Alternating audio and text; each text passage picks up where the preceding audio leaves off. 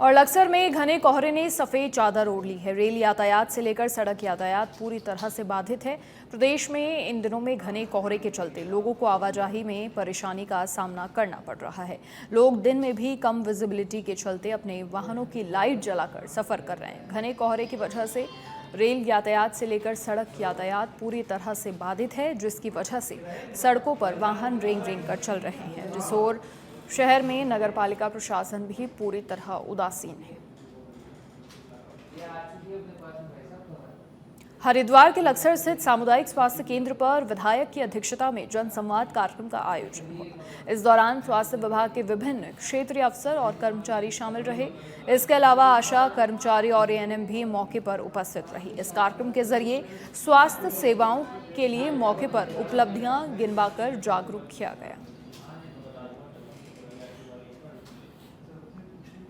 पहले तो मैं माननीय विधायक जी का बहुत शुक्रगुजार हूं कि वो अपने व्यस्त समय से थोड़ा समय निकाला और जनसंवाद, जैसा कि आपको दिख रहा है कि सरकारी कार्यक्रम जो होते हैं उनमें कहाँ कमी रह गई, कहाँ पे आपकी मदद की, जनता की मदद की ज़रूरत है, तो उसको सुदृढ़ करने का काम जनसंवाद के थ्रू किया जाना है। सरकार के बहुत ही अच्छे कार्यक्रम, कोई कार्यक्रम खराब नहीं होता, बशर्ते वो जमीन पर सही उतरे। और मैं समझता हूँ कि मैं प्रधान, बीडीसी और भाई ब्लॉक प्रमुख हैं और हैं, अधिकारी हैं, डॉक्टर हैं, अगर हम सब मिलकर कार्य करें, एक दूसरे के बजाय कमेंट करने के हम एक गांव में जाएं और वहाँ की व्यवस्था को दुरुस्त करें, तो मैं समझता हूँ बहुत अच्छा कार्यक्रम चलेगा और चलना भी चाहिए। सरकार अगर खर्चा कर रही है तो जनता को लाभ मिलना ही चाहिए। और बद्रीनाथ में 17 नवंबर को रात्रि 9 बजे बद्री विशाल के कपाट शीतकाल के लिए बंद हुए। हजारों श्रद्धालुओं ने भगवान बद्री विशाल के दर्शन किए। 18 नवंबर प्रातः देव डोलियां योग बद्री पांडुकेश्वर तथा जोशीमठ प्रस्थान करेंगे। योग बद्री पांडुकेश्वर श्री नरसिंह मंदिर जोशीमठ में 19 नवंबर से शीतकालीन पूजाओं की शुरुआत होगी। जिला अधिकारी ने कहा कि प्रशासन तथा मंदिर समिति के समन्वय से बद्रीनाथ यात्रा कुशलता पूर्वक संपन्न हुई। बद्रीनाथ धाम के कपाट बंद होने के साथ ही जो चार धाम यात्रा थी हमारी, उसका समापन हो रहा है।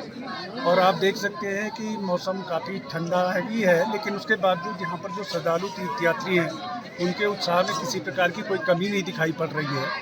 इस वर्ष हमारी जो चार धाम यात्रा रही है उसमें लगभग 48 लाख से अधिक तीर्थयात्री श्रद्धालु हमारे धामों में पहुँचे हैं।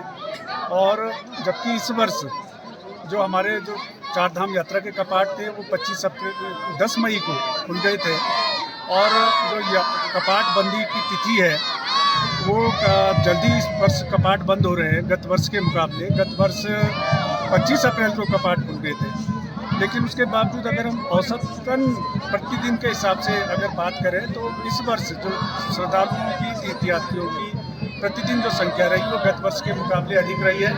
और आप ये भी जानते हैं कि इस वर्ष मानसून के सीजन में काफ़ी वर्षा भी।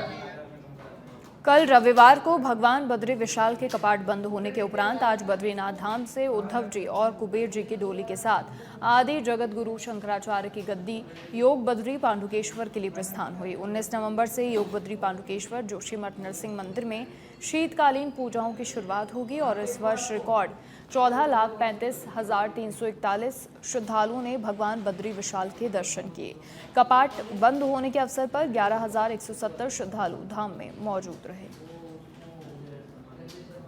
हरिद्वार के लक्सर से खबर, जहां एसएसपी हरिद्वार के निर्देश पर अलग अलग जगह पर सत्यापन की कार्रवाई हुई। पुलिस ने बिना सत्यापन किराए पर रखने वाले मकान मालिकों और होटल ढाबों पर कार्रवाई की। इस दौरान 175 लोगों के सत्यापन किए और साथ ही 11 लोगों के विरुद्ध कार्रवाई भी की। उत्तराखंड के लक्सर से खबर, जहां लक्सर में अजगर मिलने से हड़कंप मच गया। सूचना पर वन विभाग की टीम पहुंची।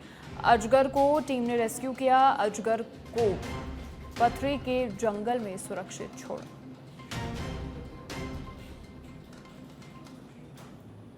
हरिद्वार के लक्सर में प्रभारी निरीक्षक के आदेश पर पुलिस ने नशे के विरुद्ध कार्रवाई की, जिसके तहत एक व्यक्ति की गिरफ्तारी हुई और आबकारी अधिनियम के तहत मुकदमा दर्ज कर न्यायालय में पेश किया। आपको बता दें, आरोपी के पास से 10 लीटर अवैध कच्ची शराब भी बरामद की गई है।